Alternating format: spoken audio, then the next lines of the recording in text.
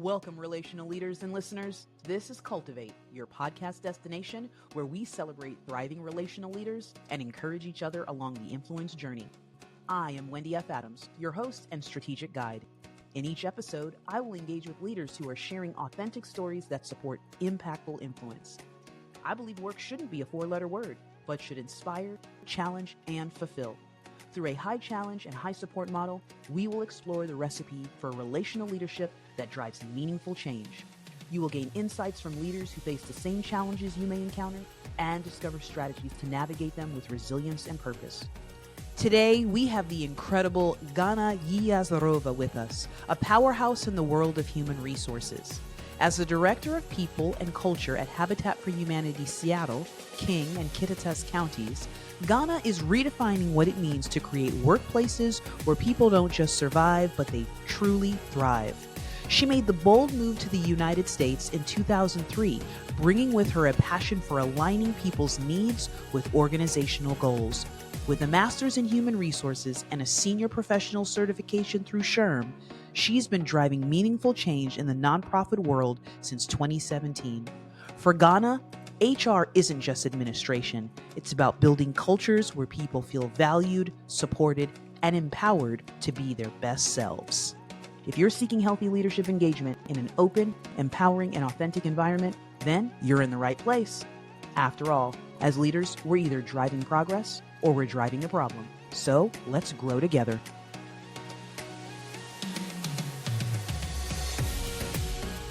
Well, welcome to a fresh episode of Cultivate. And today we have an incredible leader who's redefining the world of people and culture. Ganna Yegiazarova, Director of People and Culture at Habitat for Humanity Seattle. Ganna, we are thrilled to have you here for the Cultivate experience. You know, we've had some phenomenal time in our green room getting to know each other and learning a little bit more about each other. And I am so excited for you to tell your story. So for the audience, we know that engaging conversations go very quickly and nothing will be different today. It'll fly by. So I want us to jump in and Ganna, tell us a little bit about your role and how Habitat for Humanity in Seattle is making an impact in your community. So I'm the Director of People and Culture. Basically, it's human resources, but a more evolved version of human resources, where we are operating more at a strategic level to support the organization and help drive business forward. What Habitat for Humanity does for the community, we provide affordable housing in the Seattle, King, and Kittitas counties. And that just has been an amazing experience. Every time I go to our dedication, which is a ceremony where we give keys to our homeowners, it's just an amazing feeling. I haven't had the opportunity. I think I mentioned this to you in our opening conversation. That's something that my brother-in-law is now a part of, and he is a construction manager in that space. And my sister and the kids have been a part of those ceremonies where you're handing that over. That is life-giving. And so I love that even in the space of your work in human resources, that it's people and culture, like you said, an elevated. And I love this because when we change the way we use our verbiage, it changes our mindset. And so I'm just letting the guests know, get ready, because this is what we're going to dive into. I've got a two-pronged question for you right off the bat. Your story from Moscow to the US, that's a bold move. We're going to jump right in. How has your background shaped the way that you approach your leadership and workplace culture as something far beyond the paperwork? Yeah, so even beyond Moscow, my parents were escaping a genocide while my mom was 9 months pregnant, and they ran to Moscow, Russia, where I was born 3 weeks right after. And then getting adjusted to a new country for them, it was really hard on my dad. Unfortunately, he was seeking comfort with alcohol, and that created a lot of chaos in my life, in my mom's life. And at some point, there was an opportunity for Armenians, I'm Armenian, to travel to United States. and we were approved. It was me and my mom and my grandma that moved to United States, and the first year was rough because one, it's a different country. We don't know how things work here, but also everything was so expensive. The support that we got from the government, that was not even enough to break even. So the first year was rough until we actually got an opportunity to move into an affordable housing. And this is probably the biggest reason why I'm even able to have this conversation today, because I was able to focus on my education instead of having to. I still work to help my mom to pay bills, but I didn't have to work full time. And just coming through all the struggle that I've had to go through in life, I understand that you never know what the individual is going through at home. That's right. You never know if they may not have gotten enough sleep because something's going on at home, or they may not have enough money to even buy food at home. So knowing that, I try to approach people with kindness and grace. You never know what someone is going through, and you're not going to know until you ask. And that really shaped how I approach human resources. Yeah, somebody may have an attendance issue, somebody may have a performance issue, but it should always start with a conversation. What is going on? How can I support you? Because majority of people do want to do a great job. They are just I love that you jump. Well, first of all, your story is, I mean, it hits right at the heart. Your why comes pouring forth, and you lead with that curiosity space. Look, something's happening, and let me ask, and not assume. Which, let me tell you, anyone who knows me well, that's a place that I constantly have to work in. yeah. But how much that makes a difference, and I'm sure made a difference in your beginnings here, and so that those assumptions weren't made. Man, Mhm. you Yeah. know, we talk about, and you're living right now in the space, in the heart of nonprofit work, right? Yes, human resource, yes, people resources and culture. But the organization you're currently representing with Habitat for Humanity, I mean, that's a basic need. When we talk about affordable housing, but we're talking about having a place to call home, having some place that, that is not something that, well, if we don't have it, we'll figure it out. I mean, figuring it out for some is not, it's living in a vehicle. It's living Mhm. on the street, And so when we talk about just having that basic need met, there's a reputation that nonprofits have for being, well, we've got to drive the vision. I mean, the mission, right? The mission and vision of the organization, which is usually under resourced, as we've talked about. But what are those big challenges that you're facing to create a thriving organization, a workplace where people are actually going to thrive when the work that they're doing is so heavy and in a place where people are just trying to survive? Yeah. Well, for nonprofits specifically, because when you're in a for-profit sector, you expect change to happen. Change is constant, and you need to change the business to stay afloat. Oftentimes, nonprofits, they don't have that mentality. They focus so much on making sure that the clients Mm. or the families, whoever they're focusing on, are taken care of, that they're not understanding the impact it can have on the bottom line. So balancing the needs of increasing the impact of the mission, but still running a business in the background. Because even though you're a nonprofit, you're still a business. And the way I like to think of profit, like blood, you don't think about it in your body, but you're going to think about it if you don't have enough of it. So you do need it to function. And that's the same way for nonprofits. And then Wow. the other issue that can come with working with a nonprofit, depending on the industry of a nonprofit, is the burnout that you get of taking care Mm. of others. When you're constantly focusing on taking care of others, you will forget to take care of yourself. And that burnout is real, and supporting employees during those times so they can be the best version of themselves and then continue helping those in need and those that they're there to support. I love that you brought it to a basic place, that whether for profit, nonprofit, it is a business, but also you brought it to this very basic space for each of us. I love the analogy of the blood. We don't think about it until, right? Until, but we, how much we need it until there's an issue. And so it is what's right out in front of us. We can't pour from an empty cup. We say these things, but what does that really look like? And how do we address it in a proactive versus reactive space. And hopefully, we're going to get to that in this conversation today. So, people first.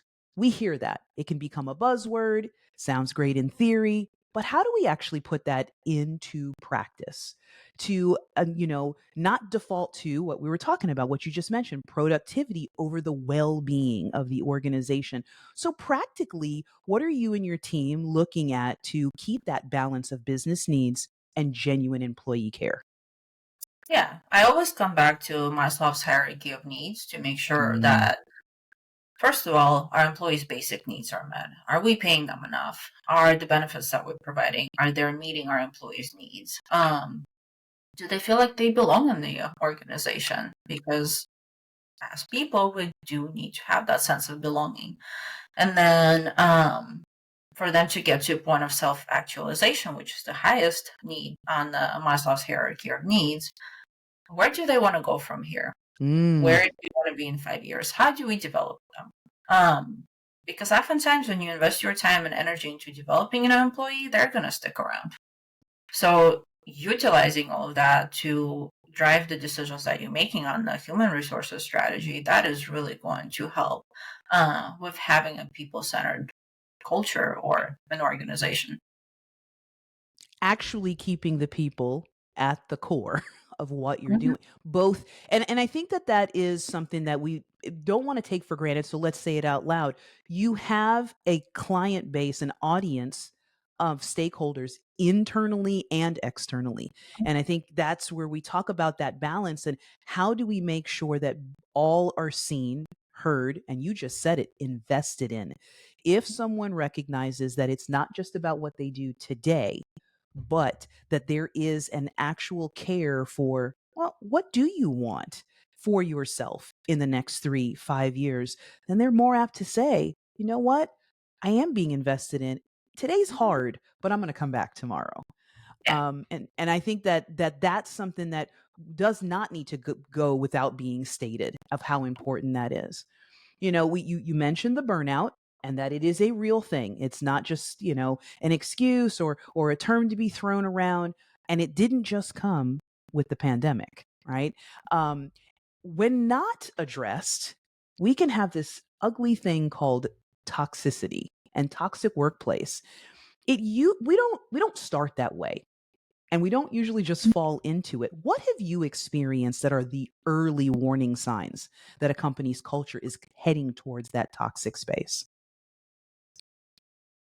When you can see a shift in employee morale, well, Mm, they're not.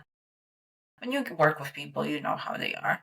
When they're more closed off, when their mm, attitude's starting to change, these are the early signs that we're heading into direction we don't want to be headed in. And I think this is the point where all leaders should take charge and actually have a conversation with their employees, find out what's going on, what are they feeling. Is this something related to the organization, or again, is this something that's happening at home? Because during the pandemic, everyone's morale was going down, and it wasn't necessarily because of the company or the business itself, but because of what people were going through. hmm So it really just starts the conversation. What is going on? What are we missing? What can we change? But it does take a lot of effort to actually get to know your employees and pay attention to when you see a change in them. I'm curious how large, and I couldn't agree with you more. What's the size of your team, your HR and people and culture team? Yeah, right now we have 6 employees. We have one temp employee that's finishing up a couple of projects for us, so total of 5. But right now it's at 6.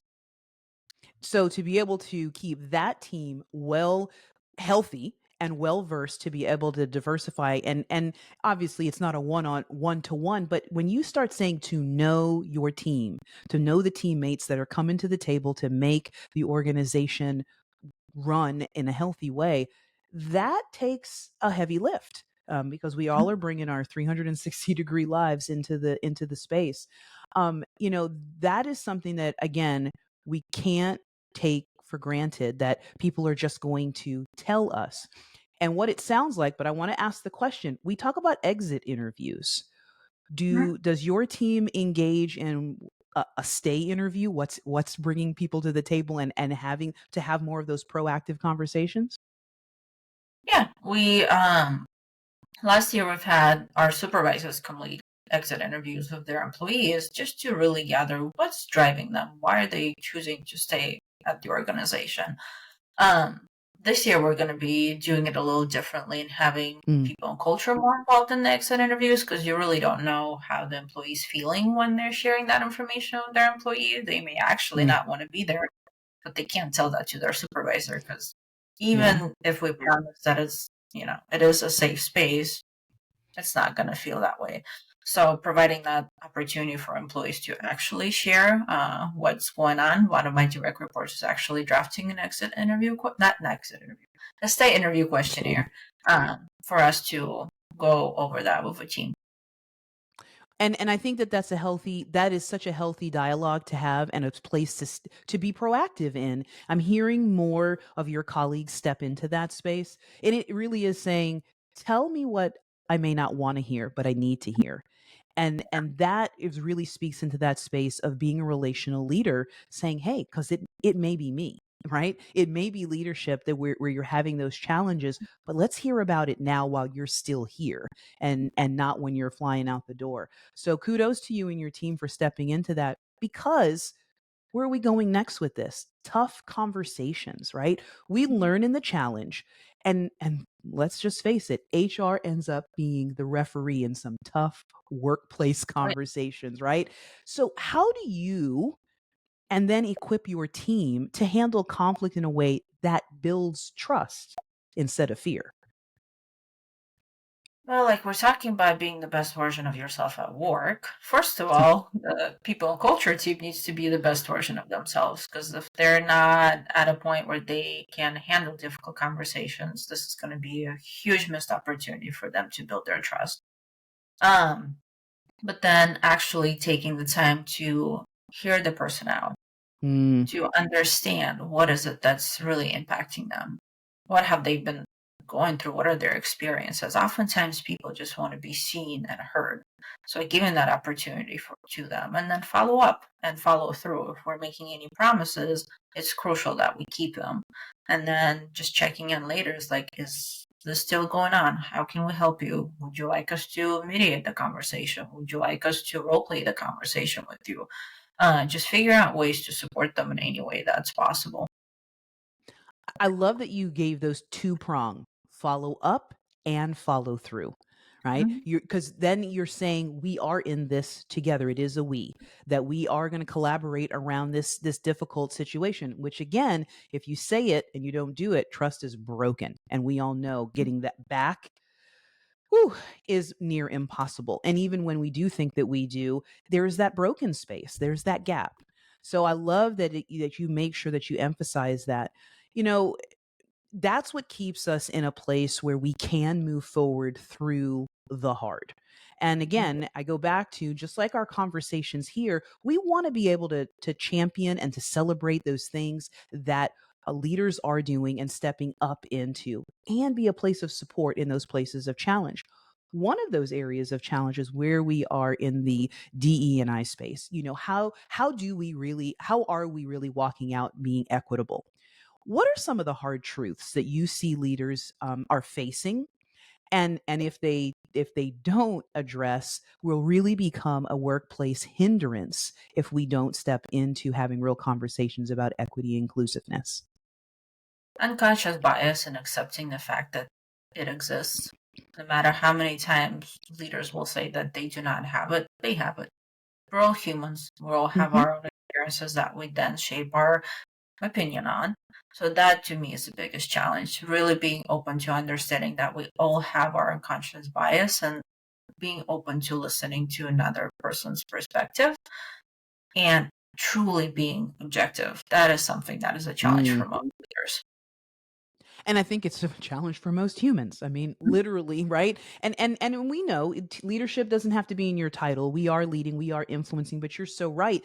If as a leader we have removed ourselves or put ourselves in a different capacity and say, "Oh, no, I'm good in that area," right? And not be, as you said, be conscious of it. to be open to have that conversation, to say, no, I really do think you're leaning, leaning into a space that has already removed that curiosity that we were talking about, then it becomes dangerous, to slip into a space where, again, we can go back to toxicity can not only arise but take over. And you said a word early on in our conversation. It's simple but not easy, and that's kindness. That's that space of being able to speak truthfully and loving at the same time, right? To be able to bring to the table what is maybe difficult to hear, but because it's a we conversation and not a finger pointing I, that's where the kindness comes into play. Again, simple concepts, but not easy to walk out, especially if it's not done by all. So if a leader pulls themselves out and say, "No, you handle it," then you just don't see success in that space. You know, we want to drive impact. Every leadership team has points of friction. And I say, iron sharpens iron. So those friction places, we don't need to stand back from. How do we grow through them? What is one challenge with your team that you find that you guys are wrestling with right now when it comes to people and culture? It's a good question. I think for my team, it's because we're all fairly new, is gaining people's trust because we haven't been there for the whole time. We haven't been here through the growth period. So it's going to take some time for us to actually get to a point when all the employees in the organization are feeling fully comfortable with us, feeling that we are trustworthy. It is something that it just does not happen overnight. And you're right. It is the time factor, right? And so how do we build that? I think something that you said earlier, and I want to emphasize, it's making sure that each interaction that you have with team, with your employee base, that it's meaningful. It Mhm. doesn't mean that it has to be a huge amount of time, but that when you have those engagements, it's not just about the tasks at hand, that you Mhm. do have that, how are you? And I Yeah. know, stick around for the answer, right? So often we can ask that question, but we've already walked down the hallway. Mhm. And I think it's those micro spaces that actually make major impact. Then people go, Ghana cares, right? Mhm. And so the next time, even if, because this is one of the challenges I do know for HR, well, they say they have an open door policy, but the door is closed. I like to emphasize, yeah, well, sometimes the door has to be closed to get the work done. It doesn't Mhm. mean that they don't care. And they'll recognize that when you have those conversations. So I appreciate you saying, really, it takes time, and that's what we're working on. So stay at it. Don't give up in that space. When the day-to-day activities that we're walking through can really, what we call, like the whirlwind, right? how Mhm. how are you working with your team to make sure that they're getting their things done and accomplished, but not getting caught up in the whirlwind? Do you have tactics and those things that you're using with your team to make sure that they're staying the healthiest? Well, I always ask when I'm just starting to work on any team, what is the supervision method that they prefer? Because I want to make sure Nice. that I'm actually meeting their needs, that I'm supervising them and supporting them in a way that actually is impactful versus slowing them down or dragging them down a rabbit hole. My normal style is I am pretty hands off. I trust my team. I'm there to support them. If you have a question, just reach out to me. I will be there for you. I will drop everything if I can. Uh, so the team that I have right now, same thing. I'm pretty hands off. If I have someone that I need to follow up with, I will. But other than that, I trust my team to do their job, and I think that actually enables them to be a better version of themselves because that's what they prefer. Because if they wanted someone hands off and that person's constantly checking in on them, that is not a great experience. I personally had it. I've noticed that it was actually slowing me down. I would have accomplished way more if I just had the space to get my stuff done without like multiple check-ins on how I'm doing on this. The meeting to just meet, the meeting to just meet. I love that you bring that customized approach, and we've heard it throughout this conversation. Whether you're talking about your team, whether you're speaking into those that are reporting to you, whether it is, I'm hearing this from you, those that you report to, it's continuing to ask the question, to be curious in that space, to make sure that you're calling people up into their best space, because frankly, they may not actually know. And when you ask the question, it then makes them think, oh, what is my preferred way of being led and influenced? What's my preferred communication method, right? Because we all come to the table differently with that, and understanding those spaces. So I love that you're taking the time to pause and live in that pause to understand. That is a challenge that I think, again, in that fast paced, ever shifting world that we are in, nonprofit, for profit, but leadership space, it's so important to really ask, and again, wait for the answer. We've talked a lot about where you've come from and the passion that and where that's coming from to speak into the way that you lead. We're talking about where you are in your current space. I know that you are so forward thinking, and those that you're pouring into as they're coming up into their leadership space, talks about where the future, if we can reimagine, and those call to actions of what's next. So work is shifting fast. The way that we do, and culture. What's one trend in workplace culture that excites you, and what's one trend that worries you that you're seeing right now? I think with AI, what's going around, a lot of our everyone's relying on it more than we typically would because it Mm-hmm. didn't exist before. So having a tool that can pretty much do a lot of your daily tasks for you is concerning to me because I love efficiencies. Don't get me wrong. If I can have a system that does most of the work for me and I can focus on more impactful things, amazing. However, when we rely on a system, we are not thinking as dynamically and as same level of complexities as we would because we have the same thing that we're relying on that's doing it for us. So what that really concerns me about is we're not going to think the same way that we used to. We're not going to Mm, operate the same way that we used to. We're not being necessarily set up for success because when things are easy, that's not when we grow. wow. We could stop right there. We won't. But that just needs to settle in. And I'm just going to be very transparent with you. That's a space that I have been challenged in, and have found tension in. And exactly what you said. I mean, in simplest terms, you don't use it, you lose it. I've gotten to that place like, oh, if I hand this over, you're right. Those tension spaces, when I have to struggle through, I don't want to live in that struggle. We talk about having that fine balance of the conscious spaces that are harder, and you have to work at, and how that really hones those life-giving spaces, right? And what that balance looks like. If we tip the scales and we start to, well, I don't have to do anything in the hard, or it doesn't stretch me enough, I am concerned as well in that space. It's not a popular thought process. And you also use the word tool, making sure that the tool isn't utilizing you, you're utilizing the tool, right? And how much we're relying on. So brave space for both of us to step in and say AI isn't the end all be all. All I keep hearing is, you know what, you don't want to be left behind. I love the efficiency of, or the need for efficiency, and I don't think it's a trade-off. So I appreciate you speaking that out. Are there is that also the place that excites you, is that we can be more efficient? Yeah, So I like it's the double-edged sword. it. It is. It's a great tool. You use it carefully because it can come with a huge cost, but it also can serve a huge benefit because it does free up your time. It does help you do way more impactful things, which is extremely exciting because oftentimes human resources do get really busy with the day-to-day administrative tasks that they don't have the time to actually just walk around, get to know people, to see how everyone's doing, or I don't know, bring donuts to the office. Small thing. Yes. You're really busy with the administrative task, you're not going to have the space to even think about it. So there are definitely some good things about AI. Just use it carefully.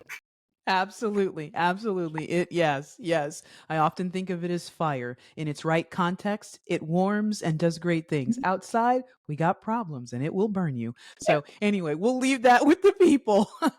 um as we get and it's hard to believe our conversation is coming to an end here shortly, but I don't want to step away without asking a few more things. We've got those who are listening who are coming up as emerging leaders and maybe not even seeing themselves as a leader or haven't called themselves that, but they have a stir. If someone in the audience wants to create a people first workplace like you are doing there with Habitat, but doesn't know where to start, what would you give them as one call to action step that would have the biggest impact as they begin down this journey? Talking to the people. You cannot be people centered without knowing what people actually want. You can assume, but then you'll be 100% wrong, and it's going to cause way more damage. You heard that, people? Hold on to that. You can't be people centric if you're not with the people, which is messy business, right? We've got a lot that's happening and going on. There is no check it at the door. There is professionalism and they're bringing all of their so I love that. Let's just keep it very real in that space. I know that will land with those who are right there in the throes with you in the midst of people and culture leadership, but also those that are coming up and those who are sitting in the space of coming to human resources, remembering, okay, this is a we, and so we're gonna build trust together. So, Ganna, as we wrap up, love to hear a couple things. One leadership value that you never compromise on. What would that be? Integrity. Love it. Love it. No way around that one. Didn't even have to think twice. And again, we say it is difficult to in those tough hard spaces, especially in human resources where it is what it is. This is what I said I was going to do, so I have to keep you accountable in that space. I appreciate that. Okay, here's an important one. Favorite ice cream flavor? That's a tough one because I like a lot of them. I would say chocolate chip just because I get a lot of it. Okay. All right. All right. But I actually now moved to shaved ice, so I haven't had ice cream for a long time. Okay. All right. Well, we got to diversify. Ice cream is always going to be a fan favorite, but I like the shaved ice. I like that. And then, what's one thing that leaders need to hear, but rarely about, like how they take care of their people? They need to hear it, but they really do it when it comes to how to take care of their people. I think there's a good amount of leaders that think they're actually doing a great job taking care of their employees and listening to them, and they're not. And I so think they've got to listen to the leadership around them. when you have the mindset that you are great at what you do, that's detrimental. I think having the approach that you can always do better, you can always learn and grow, that will set you up for success. The second you get to a point where you think like you know what you're doing, okay, you're in a danger zone. Something's not right. Well said. I love it. The danger zone. Humility and being teachable. You're saying never comes off the table. And I couldn't agree more. That's a space of actually that's when you're empowering those that you are influencing and leading. And then it is so important. We can't do what we're doing without draining. So what's a favorite way for you to recharge outside of the work that you're doing? Going on walks in nature, definitely something that recharges me, relaxes me, and just reconnects me. And you're in a beautiful space to do it. I've been to Seattle only once, and it was a brief period of time. But you are in a beautiful part of the country to do that. But I appreciate you speaking out. It really is back to taking that pause, right, and making sure that you are being self-aware of what you need before you try to pour out to anyone else. Ganna, this has been an igniting conversation because it's actually stirred up things I know in me, and I'm sure with our audience, just to really think about Can't thank you enough for sharing your story, providing just a glimpse into your relational leadership story, and just being able to give us some glimpses also into the exciting experiences of what the impact and amazing work that Habitat for Humanity in Seattle is making in your community. If someone, whether in your community or just wants to learn more about, maybe making a move, going to take a visit to learn more specifically about what's happening with Habitat, how should they engage? Where should they do that? Yeah, they can definitely check us out on our website. It's Habitat Seattle King Kittitas counties. So when they look that up, they will be able to find it. We have our social media, we have our LinkedIn, lots of opportunities to learn more. Ganna, you've given us a really direct approach. Again, you've kept it simple, and the things that are challenging, you've brought some really insightful perspective to how to walk that out and really have those conversations. And that's the big thing. Continue to have the conversations. Your passion and insight, your why, truly energizing. And it's been an absolute pleasure having you on the show today. Thank you. It was an honor being invited. So thank you so much for having me. Absolutely. Absolutely. Well, audience, I want to say it's a wrap today, but remember, each of us brings our own special flavor to the mix of relational leadership. So until next time, let's keep stirring things up, making an impact, and being better together. Thanks so much. Before we sign off today, I want to send out huge appreciation to our listeners for tuning in. I hope you felt seen, heard, and inspired to level up your own leadership journey. Don't forget to like and subscribe so you don't miss future episodes. And if you're ready to level up your leadership, asking for a friend, or interested in being a guest on the show, connect with me at cultivateforgood.com. That's cultivateforgood.com. Remember, as leaders, we're either driving progress or we're driving the problem. So let's grow together.